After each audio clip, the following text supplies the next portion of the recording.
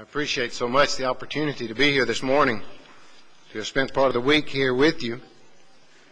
I don't know whether to thank Wade or not for putting a good-looking, young man with a full head of hair before me, then put me up here.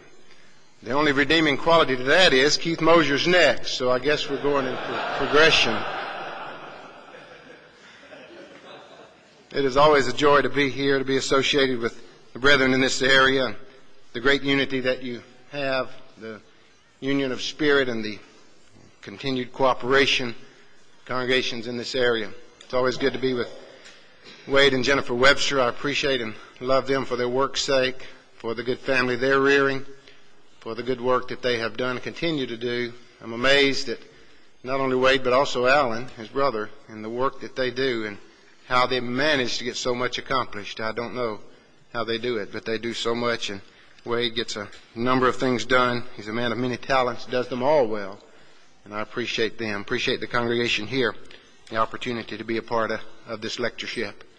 Just briefly, let me mention polishing the pulpit. Asked Wade if this was all right to do, and he said it was. I guess it should be because he's on the program.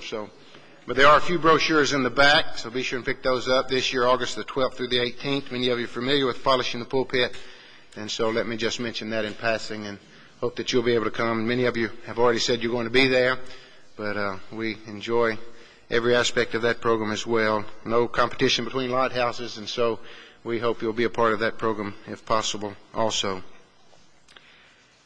I am thankful that I have two wonderful sons. Wade perhaps gave me more credit than was due to me this morning in mentioning that. Most of the credit, as many of you men will state as well, goes to my wife and to the good work she did in assisting me in rearing them. My older son is a youth minister. He has married a wonderful Christian young lady. Together they are Christian parents of our first grandchild born back in October, and they are doing already an outstanding job in rearing him, the nurture and admonition of the Lord. Our younger son is a college graduate and has recently been hired by Norfolk Southern. He lives in St. Louis, Missouri. He is engaged to a wonderful Christian young lady. They intend to be married in May of next year, and we look forward to a happy union there and to a Christian home as well.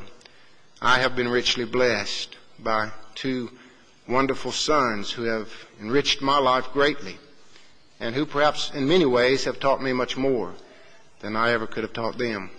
And I appreciate my dear wife for the influence that she has had on them. Jeannie and I do Making Marriage More Meaningful, marriage workshops, and one of the subjects that we always cover is that of rearing children, not because we're experts in it, but because it's so needed in our society today. And this morning I want to talk about the subject of, as has been mentioned, how to raise a prodigal. Many are not so blessed as Jeannie and I are to have children who are faithful to the Lord, children who have stayed with the principles that they've been taught. Many of those children are wayward because they've never been taught those principles, but sadly, some have been taught those principles and yet they veered away from them. My heart goes out to any parent who has a child who is wayward, who has gone into the far country. In Luke 15 and verse 13, the Bible says, not many days after, the younger son gathered all together, took his journey into a far country, there wasted his substance with riotous living.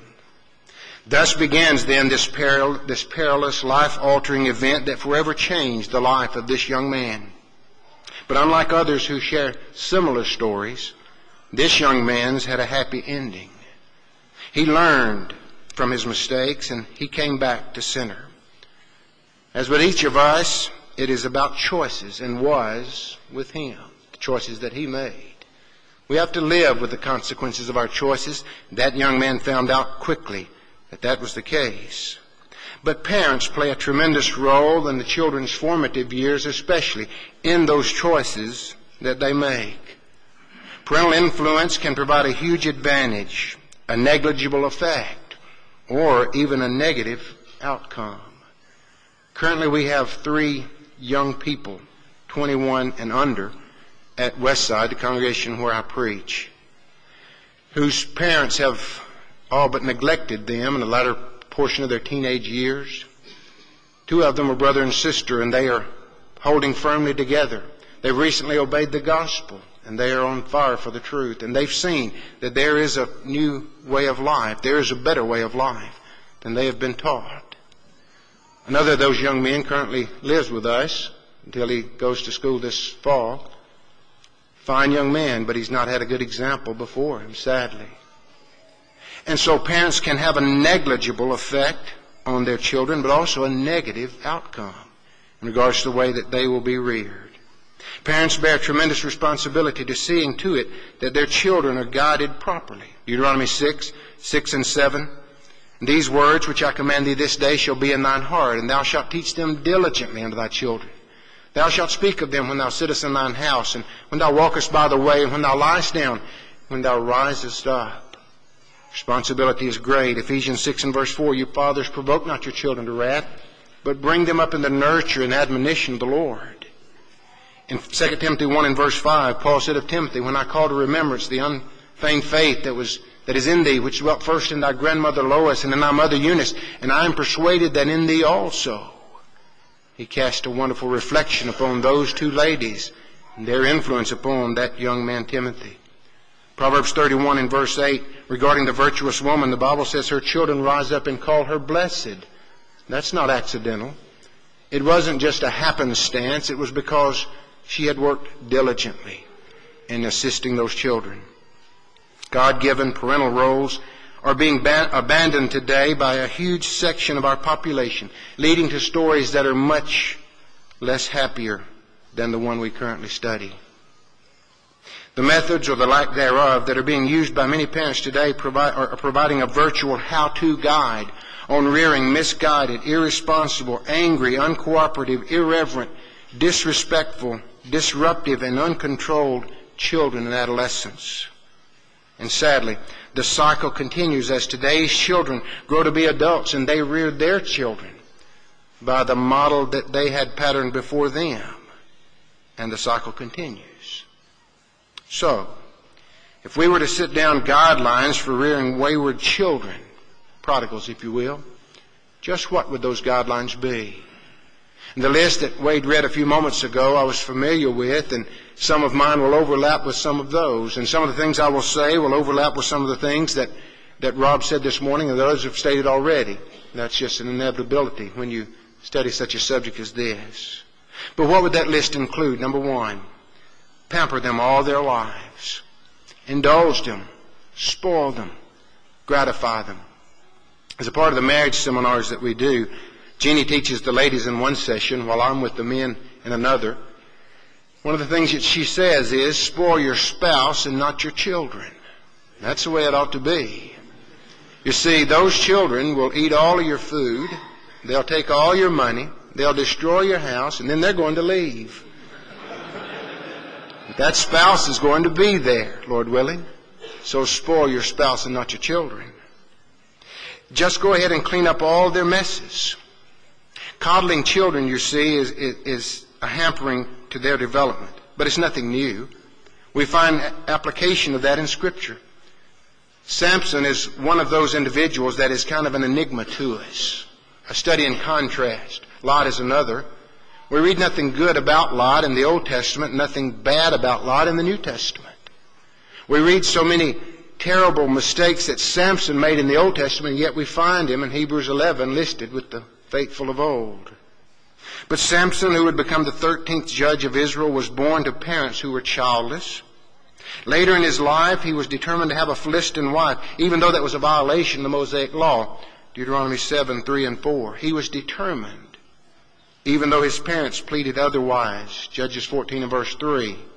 His father and his mother said unto him, is there never a daughter from among thy brethren or from among all my people that thou goest to seek a wife from these uncircumcised Philistines? And notice what he said. He said unto his father, get her for me, for she pleaseth me well. You can almost see the determined look in his eye. We're not told how old Samson was at this time, but the decision brought much grief for him and for his family, and it set the stage for the remainder of his life. And while this is not necessarily an indication that Samson always got his way, Not necessarily an indication that his parents pampered him all of his life. It does demonstrate what can happen if parents give in to the desires of children when their judgments go against their own better judgment. Samson continued his flirtation with forbidden women and the dangers that entailed, as you recall from Judges 16, with the woman of Gaza and also with Delilah. Samson, a study in contrast indeed. Samson was a man who was knowledgeable and yet so naive. Samson was one who was religious and yet was rebellious. He was consecrated, a Nazirite, and yet corrupt. Samson was aware and yet apathetic. He was a leader and yet he was a loner. He was forceful and yet he was feeble. Study in contrast. His determination led him to the loss of his wife, the loss of his strength, the loss of his sight, the loss of his dignity, and ultimately the loss of his life. Judges 16. And doubtless it brought great grief to his parents as well.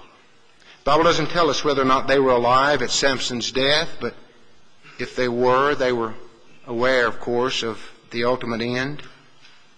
Children need the nurturing of parents. Older women are instructed to teach the younger women, Titus 2 and verse 4. Such love is necessary for their growth and development.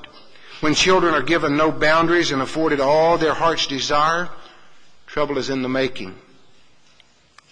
James Dobson said, if you can't make a 5-year-old pick up his toys, it is unlikely that you will exercise any impressive degree of control during his adolescence, the most defiant time of life.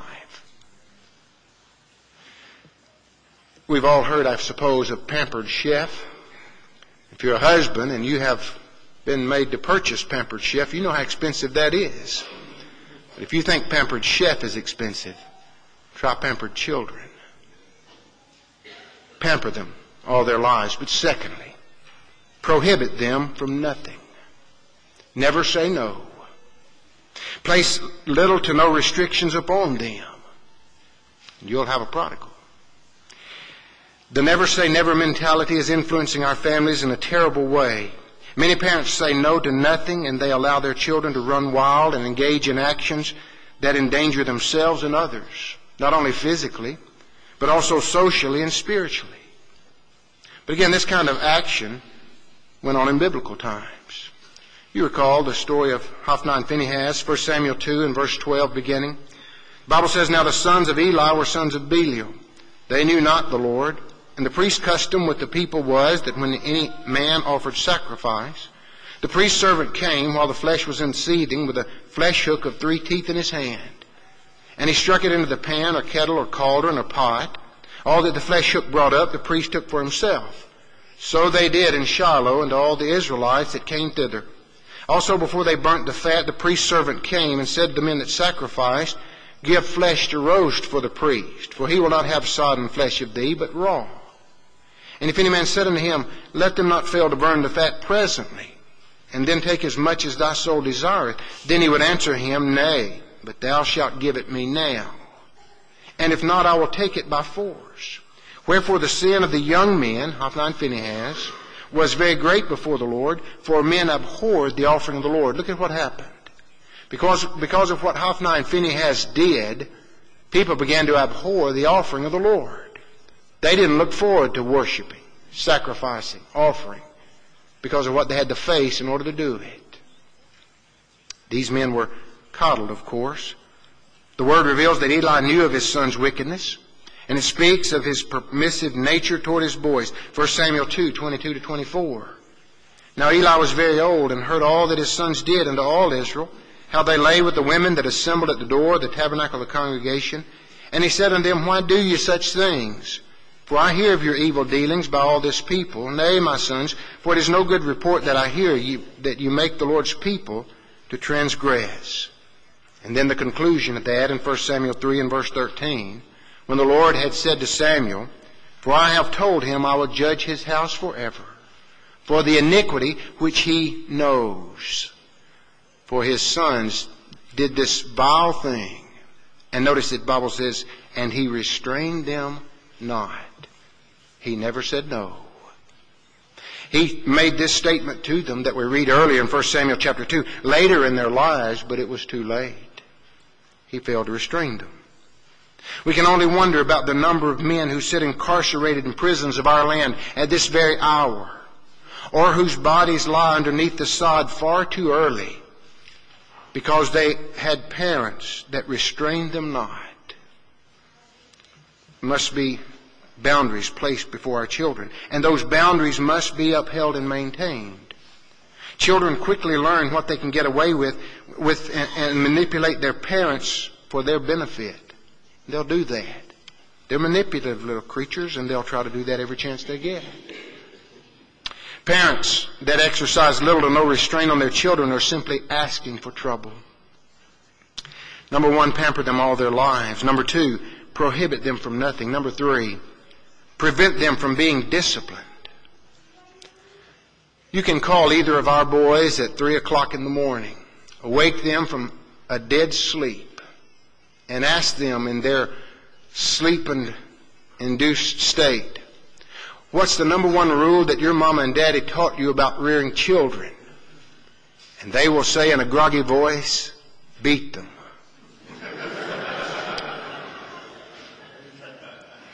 Now, I say that, but it's true. That's what they would tell you. We're not evil people. We didn't tie our children in dungeons and that kind of thing, but we discipline our children. And we've taught our children from the time they were children to discipline their children. And not long ago, our older son, his wife, and our grandson were at our house, and our grandson's only 10 months old now, but he was even younger then, and he did something, and Kelly, our daughter-in-law, corrected him, and Jeannie said, now, don't be correcting him in our house, and kind of smiled, and she said, he'll get it if he needs it. And she smiled again. Because that's the way we want our children to rear their children. Discipline them when they need that. You see, if you never practice discipline, you never allow others to do so with them, you're going to raise a prodigal. Discipline has become a dirty word in our society. While there are instances of child abuse in our world, the fact that many have gone overboard with their disciplinary measures is not righted by going to the total opposite end of that spectrum and doing absolutely nothing in regards to discipline. We don't correct that wrong by committing another wrong. Both extremes are dangerous and lead to greater problems for the children of such actions down the line. Many factors have influenced our society regarding this subject, but allow me to mention three, and the men who are the leaders of those movements. Number one would be Charles Darwin, and he, of course, being the father of Darwinian evolution, teaching us basically that we are nothing but beasts ourselves. Number two, Sigmund Freud, who had the philosophy that man should be free to act like what he naturally is, a graduated beast. And then third, Benjamin Spock, who basically taught a generation of people that, quote, love is enough in rearing children, that no discipline is required. Now let's combine those three philosophies. If children are constantly bombarded with the idea that they evolved from animals, that they should act normally and naturally like what they are because that's what they are, and that they should not be punished for acting like brute beasts because that ultimately is what they are, is it any wonder then that our culture has reared the likes of Dylan Klebold, Eric Harris, the Columbine shooters, or Swang Hui Cho, Virginia Tech murderer? Is it any wonder that we have police presence in our schools today? Any wonder that we have metal detectors and cameras and other devices that keep a constant eye on the hallways and the restrooms and other places in public schools? Is it any wonder? The Bible is clear in regarding the use of corporal punishment. Proverbs 29 and verse 15 says, the rod and reproof give wisdom, but a child left to himself bringeth his mother to shame. How many mothers hang their heads in shame because they're wayward children, knowing that they failed in disciplining those children in their formative years? Eli knew. God said he knew, but he didn't do it. Proverbs 23, 13 and 14 says, withhold not correction from the child, For if thou beatest him with the rod, he shall not die. Thou shalt beat him with the rod, and shalt deliver his soul from hell. What a sad day the judgment will be for far too many parents who will learn that if they had only disciplined their children properly and in their lives, and perhaps their eternal destinies, as well as their lives, would have turned out far differently. Proverbs 19 and verse 18 says, chasten thy son while there is hope, and let not thy soul spare for his crying. You know, there's some things that this passage reveals to us, two things in particular. There will come a time when there is no hope in the disciplining process of that child. Secondly, there are times when tears should be shed, not by the parent, but by the child. The implication is that pain is a purifier in the disciplinary process. But also parents are warned not to let a few tears get in the way of accomplishing the task of discipline. Proverbs 13 and verse 24, Solomon said, he that spareth his rod hateth his son, but he that loveth him chasteneth him betimes. As the saying goes, sometimes love has to be tough. Again, quoting James Dobson, he said, the parent must convince himself that punishment is not something he does to the child, it is something he does for the child. That's true in church discipline as well. Every time the elders at Westside mount the pulpit to announce the withdrawal of fellowship from an individual, we always make the statement, this is an act of love, this is something we're doing not to this individual, but for this individual. We need to have that mindset when it comes to correcting and disciplining our children. Proverbs 22:15 says, foolishness is bound in the heart of a child, but the rod of correction shall drive it far from him. How tragic it is to know that the lives have been altered of so many children for the worse because such biblical measures were not taken with them when they were young and impressionable. Proverbs 29:17, correct thy son, and he shall give thee rest. Yea, he shall give delight unto thy soul. You know, no one wants to be around uncontrolled and uncontrollable children. Most restaurants today have no smoking, but I can remember back not too long ago when they allowed smoking in restaurants. We would go, Jeannie and I would go into a restaurant to eat, and they would say smoking or no smoking. And we would most always say no smoking and no children. Why? I didn't want to be around that. I didn't want to be around an uncontrolled child and an uncontrollable child. How can you enjoy your meal with smoke flying everywhere and a child running in under your feet? Controlling those children. How many are the harassed mothers and frazzled fathers who have simply failed to take charge of their offspring and lovingly but firmly disciplined them? The same process that could have trained their children to be obedient, cooperative, and respectful citizens could also have alleviated much of the stress in their own lives as parents and would have made their marriages much better also. Proverbs 29 and verse 17. Correct thy son, and he shall give thee rest. Yea, he shall give delight unto thy soul. Dobson has related some of these same principles for firm, fair, and biblical discipline in some of his works. In his book, Dare to Discipline, an older book, but contains some very valuable information, he said, we must not depend on hope and luck to fashion the critical attitudes we value in our children. That unstructured technique was applied during the childhood of the generation which is now in college, and the outcome has been quite discouraging. Permissiveness has not just been a failure, it's been a disaster. He said in his book, Parenting Isn't for Cowards, corporal punishment is reserved specifically for moments of willful, deliberate, on-purpose defiance by a child who is old enough to understand what he is doing. These challenges to authority will begin at approximately 15 months of age and should be met with loving firmness, discipline. In his book, Dare to Discipline, he said there is a critical period during the first 4 or 5 years of a child's life when he can be taught proper attitudes. These early concepts become rather permanent. When the opportunity of those years is missed, remember Solomon's word, while there is hope. When the opportunity of those years is missed, however, the prime receptivity usually vanishes, never to return. If it is desirable that children be kind, appreciative, and pleasant, those qualities should be taught, not hoped for.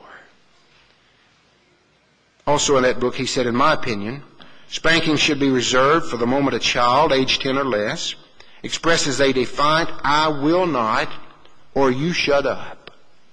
When a youngster tries this kind of stiff-necked rebellion, you had better take it out of him. And pain is a marvelous purifier. When nose-to-nose confrontation occurs between you and your child, it is not the time to have a discussion about the virtues of obedience. Brethren, it's not time for a time out, unless you take time out to go and find your belt.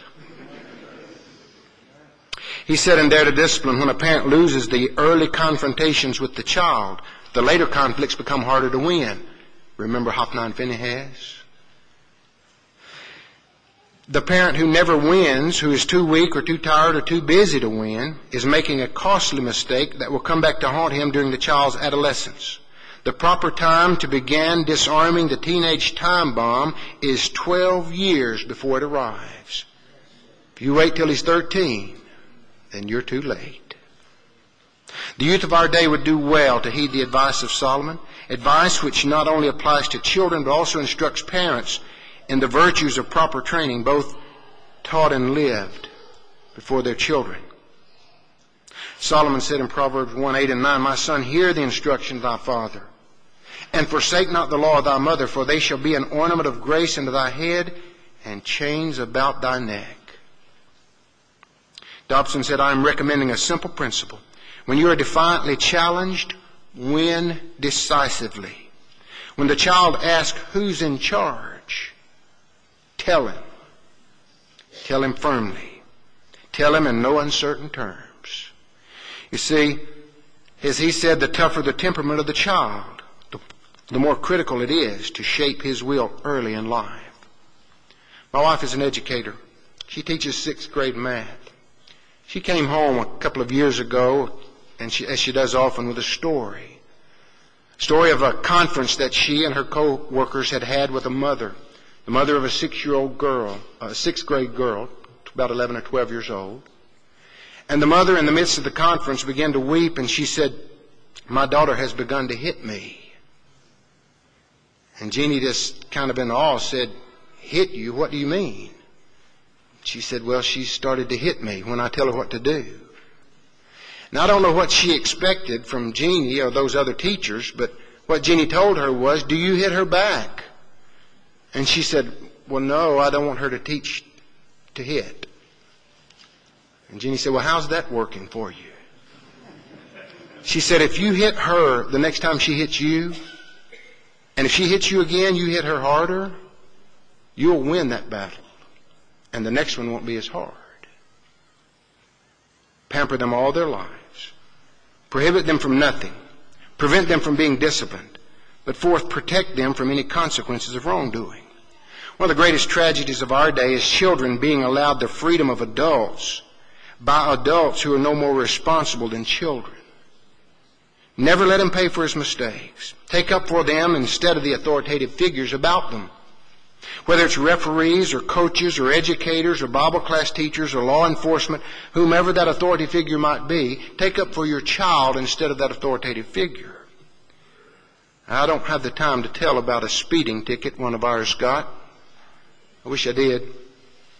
But it makes a good illustration. Let me tell it anyway. Okay. Our oldest began to drive, and the first thing he did in Virginia, when you get your license, or on the day that you turn 16 and a half, you can drive if you've already got your license and had your class. First thing he did was to take his younger brother to breakfast. I thought that was a great thing. But as the year grew on, and his senior year, Kyle would get up later and later and have to get in more and more of a rush to get to school. And one morning, Jeannie and I were preparing to go to work ourselves, and through the door ran Kyle, and right behind him ran Kirk, because he took Kirk to school with him. They were gone about 10 minutes, and then suddenly we hear a car drive up, and back in the door comes Kyle, head down, headed to the back. And in comes Kirk with a sly grin on his face. Jeannie said, what happened? Kirk said, Kyle got a speeding ticket. Kind of grinned. Jeannie said, where? Where was he driving? He told him. She knew the place.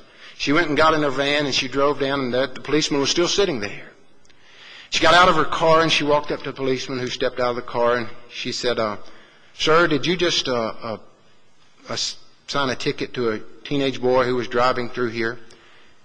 And I can imagine the thoughts that were going through his head. He was thinking, "Oh, yeah, here comes Mama to take up for her little baby again." And he said, "Yes, ma'am, I did." And she said, "I'd like to know one thing. Was he respectful to you?" And he said, "Well, yes, ma'am, he was." Said, in fact, he said, "Yes, sir," and "No, sir," and said, "He was very respectful." And she said, "I appreciate what you did, because you may have saved him from a greater consequence down the line. Thank you for doing your job." I can also imagine the scene at the donut shop later that day, as he was there with his buddies and said, "Let me tell you what happened to me this morning." But before she left, the policeman said, "Oh, also there was another young boy in the car with him."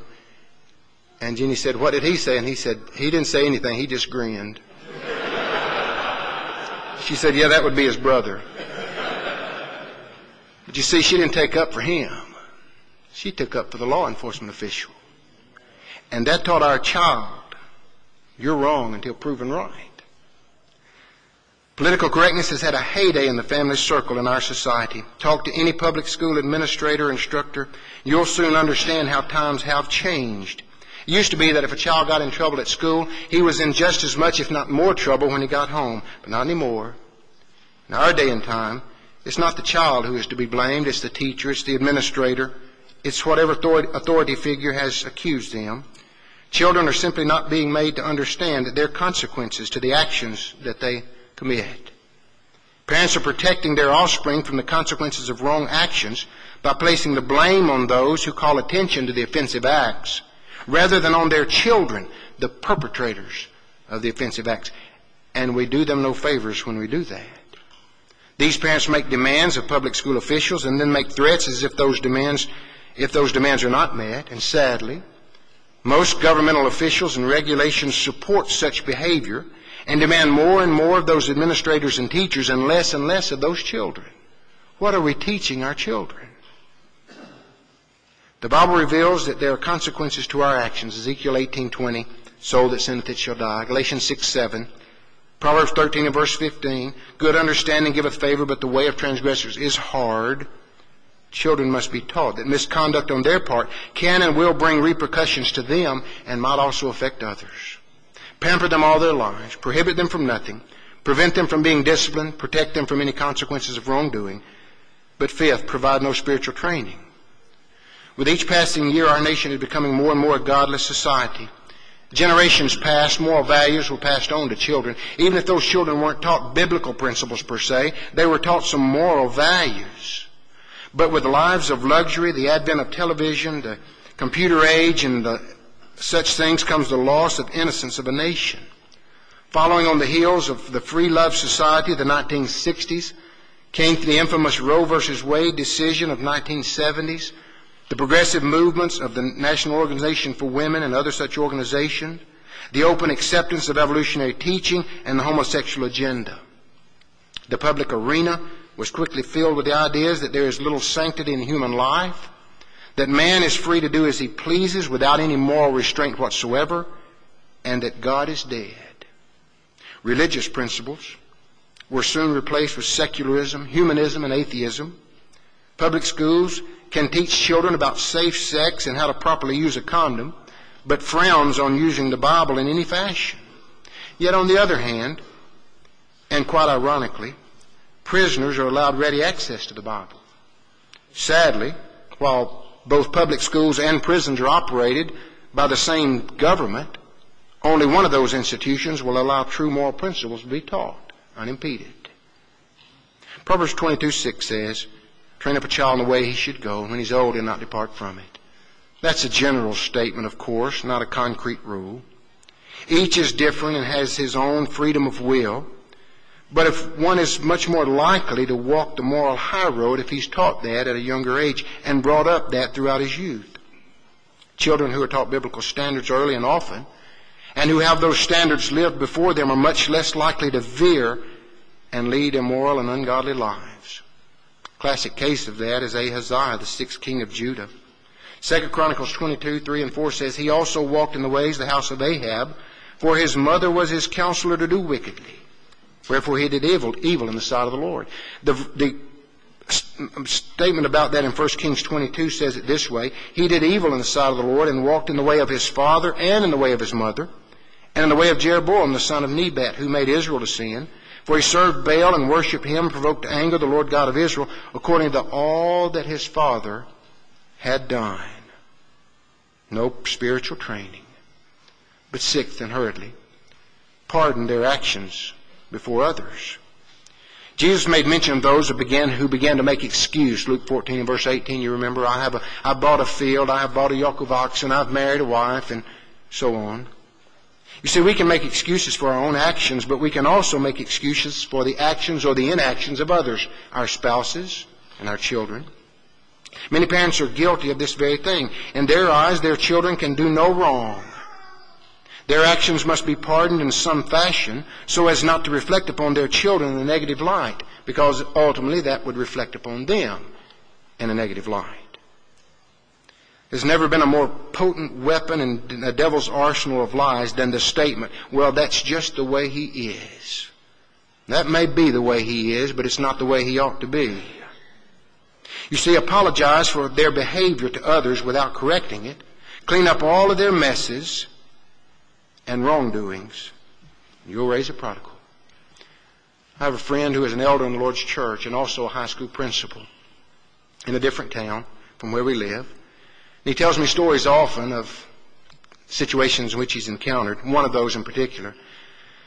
He said he got a call from one of his teachers and says a certain young lady was not in class that day. And he looked, and she had registered and, of course, had been counted as present.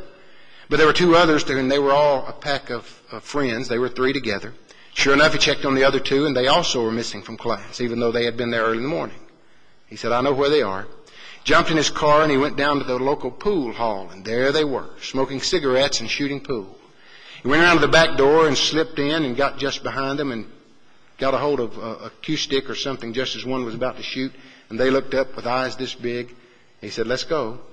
Loaded them up in his car, took them back to the office, and made a phone call to the first one's mother and told him what her daughter had done. And she said, oh, no, not my daughter.